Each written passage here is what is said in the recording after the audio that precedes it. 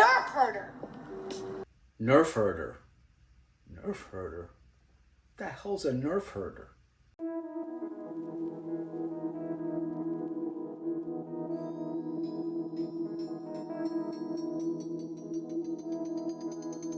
Hello and welcome back to another episode of Fumbling Through the Galaxy with your host, Severus Snape. Today's episode is really exciting for me because recently I was able to organize a pickup of a piece that I'd been eyeing for many years. It is a quarter scale sideshow premium format piece from the Star Wars original trilogy, which I'm very excited to finally have gotten my hands on and to be sharing with you all. It is of a character that is of the original trilogy and one that is obviously famous and probably the most famous for some people, and that is Han Solo, the Corellian smuggler. So if you're interested in the toy, by all means, skip ahead. This thing is fantastic. It is massive, one quarter scale piece. So yeah, have a look. It's pretty sweet. For those of you who want to talk a little bit of Han Solo, let's get into it. So we know that Han Solo, of course, is the Corellian smuggler that we're first introduced to in Star Wars: A New Hope. Yes, I bet you have. We have a famous scene in the cantina where for many years there was a debate of who shot first between him and Greedo, and that's where we're first introduced to Han, who is in a dire situation, having dumped a load of Jabba's precious goods while trying to escape an Imperial check.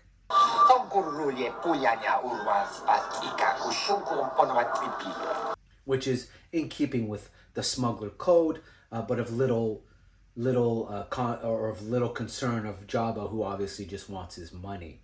So we're introduced to a very desperate Han at the beginning, and as we get to know the character, we see that of course he is, yes, all about himself, but as the character continues, we start to realize that Han is in fact a very noble, true-hearted champion of the people, and we see that he is willing to sacrifice his own life in order to help the cause and the rebellion. One of the greatest character arcs for me in all of Star Wars. Really enjoyed the Han character arc. And having said that, I also liked his reintroduction in The Force Awakens, and I know a lot of people were quite upset about that. But frankly speaking, I mean, Han Solo wasn't going to live forever. None of them were. And so I'd rather have gotten him in any iteration. And again, you know what, appreciated that he played a very pivotal part in that trilogy. His death was symbolic for many reasons, but also is the act that both moved Kylo forward closer to the dark side, but also brought him back into the light eventually. So I really enjoyed that we got to see Han there. Now, in terms of the expanded universe, the Han Solo we have in the expanded universe is by far my favorite, of course. I loved his relationship with his children. I loved that the Solo twins ended up in themselves being absolute critical characters with incredible story arcs. And in fact, one of the pieces that we'll be exploring next in our video series when this Canada Post strike is over is the Kotobukiya Bishujo Mara Jade, which I finally tracked down. I mean, I paid a steep premium for it, but it is a piece that I felt is one of my grail pieces. I had to have it in the collection. As you know from the prior videos, I have, of course, Jaina Solo, so I absolutely needed Mara Jade. If you're like me and a huge fan of the expanded universe, the EU, you certainly are hoping to see a live action Mara Jade at some point. Don't know that it'll ever happen, but we do deserve one. She is an absolute banger, kick-ass character. Anyways, back to Han Solo. So when I think of Han Solo, of course, you think of that incredible scene in the cantina. You think of him blind over the Sarlacc pit in Return of the Jedi.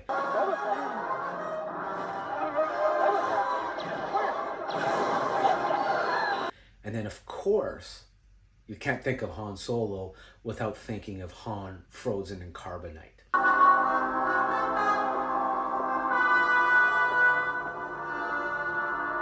And that's what brings us to the piece that we're going to be looking at this week. This is actually a quarter scale, as I said earlier, a quarter scale Sideshow premium format figure of Han frozen in carbonite.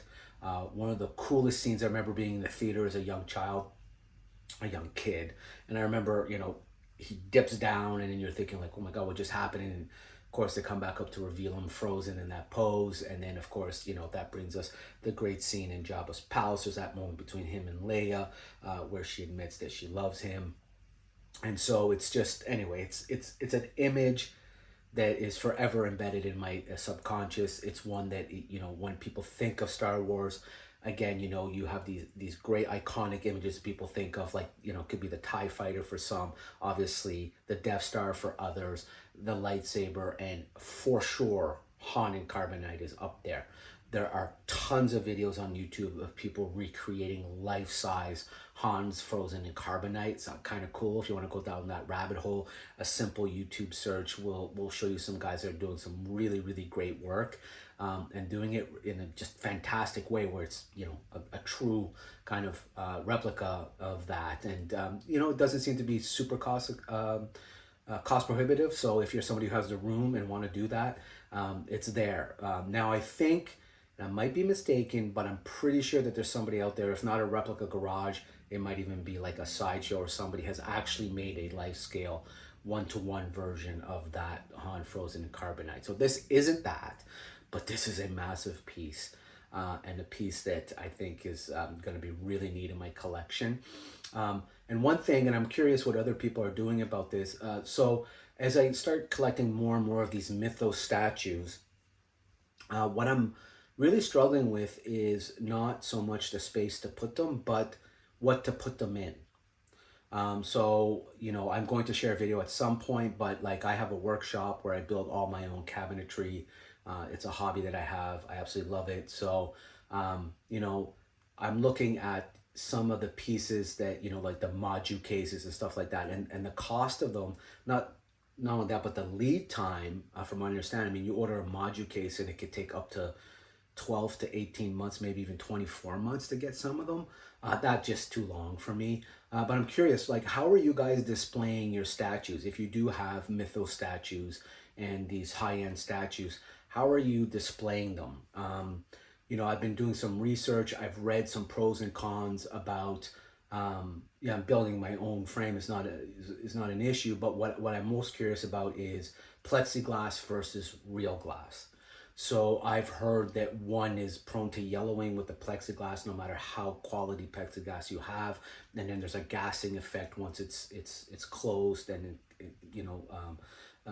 within the structure, and then of course glass is not cheap, and it's heavy and it's cumbersome, and you've kind of got to custom order your pieces, obviously. I don't have any glass cutting equipment, and if I did, I'm not sure that I would be super comfortable, because I would want thick glass, at least 3/8 of an inch to a quarter inch, not quarter inch, sorry, to a half inch. So 3/8 to 4/8 inch glass is what I would go with. So yeah, anyway, I'm curious, how are people displaying these? Does it really matter? I mean, I know I keep all my premium stuff out of direct sunlight, but at some point you kind of do want to display them somewhere where maybe they're near a window. And have you built anything? Have you found anybody who's kind of cost effective? The one thing that I found frustrating with the Sideshow website is that, they have these cases, but when you look at their largest case and you look at the mythos statues that they sell, pardon me, there's nothing there. There's nothing that would hold these statues. So it's weird to me that, they have this limitation. Like, you would think like, okay, so if you're making this statue, if you're carrying, makers of these display cases, you would think that at some point you would say, okay, we need a display case that actually goes like, make it a combined sell. Like, I would pay the price, right? Like, I would pay the price. So if I'm spending $1,000 on a statue, I'm pretty sure I'm willing to spend a couple $100 for a case that it would come in to keep it mint, for the life of the statue. Anyway, curious if anybody out there is building their own, or who they found that's not Maju case and not taking 2 years to get, and if they found anything effective. And yes, debt lofts are fine. Debt lofts are no longer made by IKEA, and the weight that they can hold is nowhere near strong enough if you were to fill one full of mythos pieces, because the mythos statues can be quite big. Anyways, okay, let's get to this figure because this thing is wild. Now, I'm going to back up as much as I can and hope that, you know, most of this is in frame. We are going to have a look at it at the table. We are going to look at it a little more in detail, but just to give you an idea of the scale of this thing.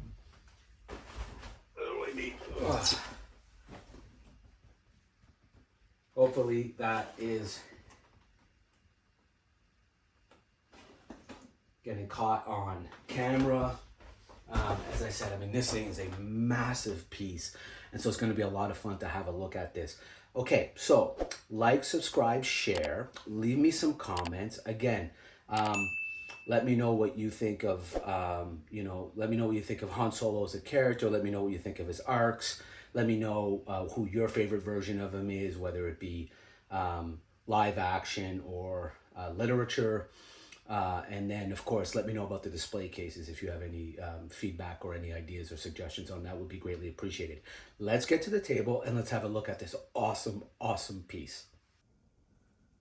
Okay, here we are at the table. We're taking a look at the 1/4 scale Star Wars Han Solo in Carbonite Sideshow premium format figure. So, I mean, you could just see, I mean, this box is huge. I mean, now I gotta measure it now. I mean, the box is 24 inches, so 2 feet by 15 inches. So, I mean, it's huge. When I purchased it at the show, as I was saying in the preamble and also in the haul video that I made a few days ago, I got this from another great vendor, another collector that I deal with a lot, and who's always got these really awesome pieces.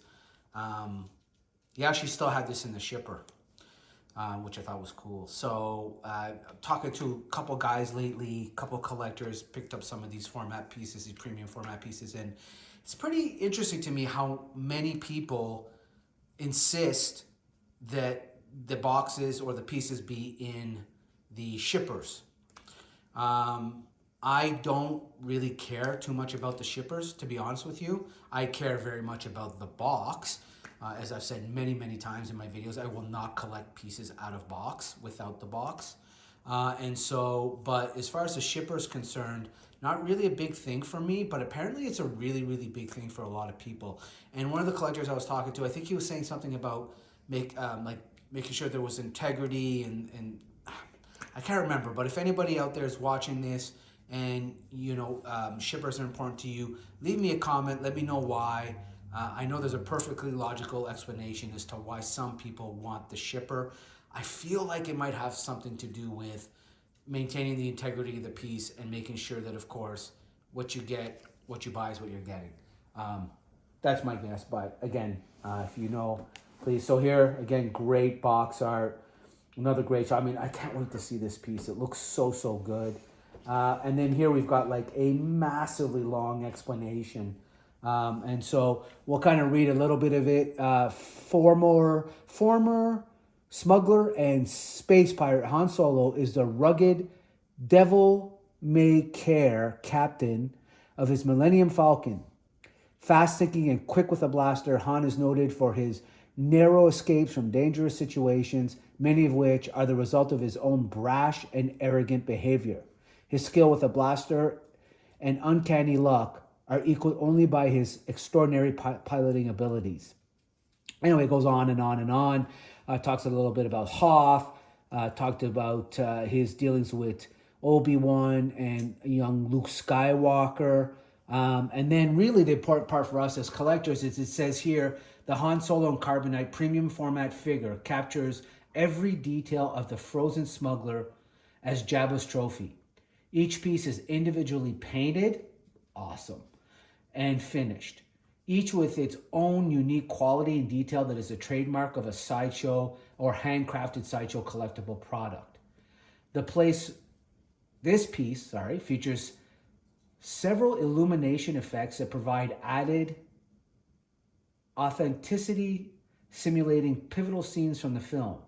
A projecting light within the base to illuminate the carbonite block, side panel lights, and a light simulating the superheat melting process that frees Han Solo.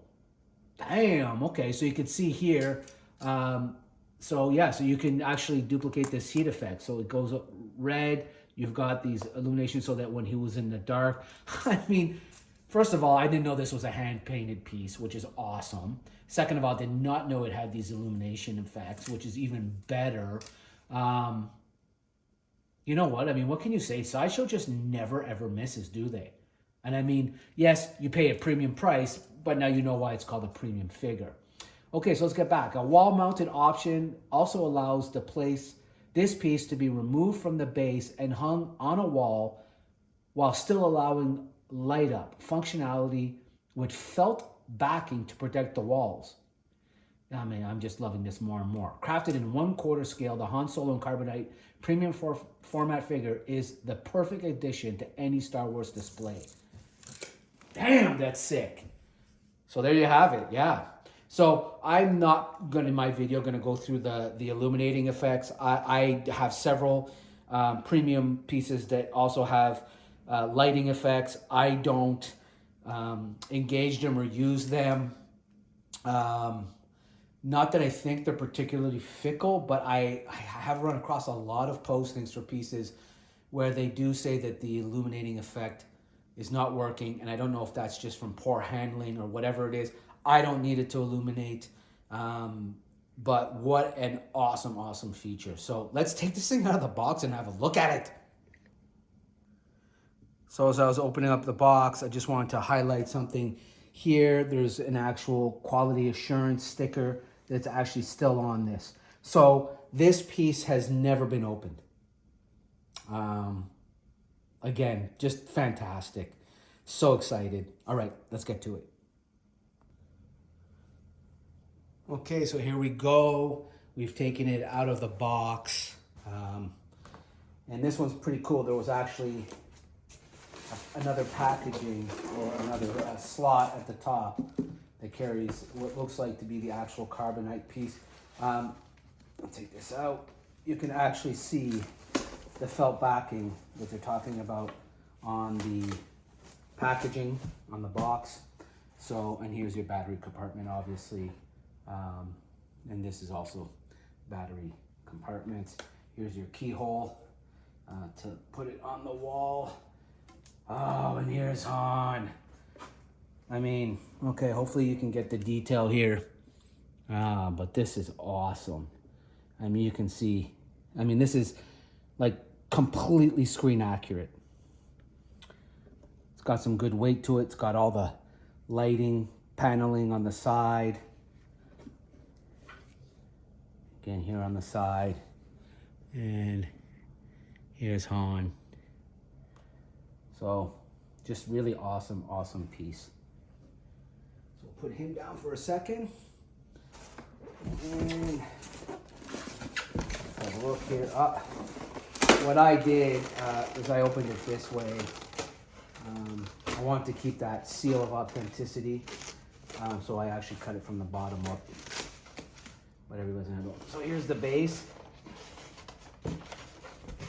Oi, oi, oi, oi. Come on, kiddo. Here we go. Okay. So, another awesome piece. You can really feel the texture in the grates here, the ventilation grates. I love the paint apps as it comes to this base. This weathered stone look is pretty cool. Here's your plug, your lighting function. Here's your bottom base. So this is number 715 of 2000 Han Solo and Carbonite premium format figure.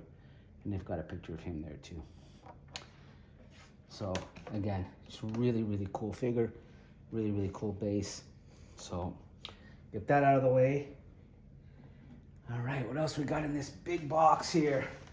I think now really we're going to be looking at, of course, batteries. As I said, I don't do the light up functions, so not my jam. And yeah, there's that plug for the back of the base. Again, not something I do, but there you have it. So that's it. It's really not a whole lot of pieces, which is kind of cool. I like that. I was kind of worried as I was reading about all those light up functions, whether or not this would be a super complicated piece to put together. As it turns out, it is not. And so let's put it together. See what it's like all assembled, and make sure that we're within frame. I'm capturing that. So here's your backing. I'm assuming will slip into this, and gravity will do its thing and keep it. Yeah, there we go. There we have it. There we go. Holy cow, this thing is so big. I mean, it's a really big piece, man. But just a great piece. Let me back it up here or change the camera angle a bit. Whoops, sorry for the herky-jerky camera work. And there we go. Back it up so that we can get a full view of this incredible piece. So this is the Hans in Carbonite, Sideshow Premium Format figure. This is an older piece. Again, as you all know, I don't collect a whole lot of stuff outside the Clone Wars, but when it comes to OG, original characters, pieces that are just so good, you can't say no. I'm always in for it. I grew up with these. I saw them all at the theater. And Han and Carbonite is an absolute iconic moment in the movies and capture from the movies. So, as always, like, subscribe, share. Let me know your thoughts. What do you think of this piece? Is this something that you would put in your collection? You know, what do you think of premium format figures? Talk to me a little bit about the shipper box, as I said earlier. For you, is Han Solo an integral part of Star Wars? Do you think they did him dirty in the sequels? Did you like him in the EU? You know, there's a lot of stuff there, and Han is certainly, again, a character that comes up time and time again and is absolutely one of the most important characters in Star Wars. So, once again, thanks for tuning in. May the Force be with you always, and see you at the next one.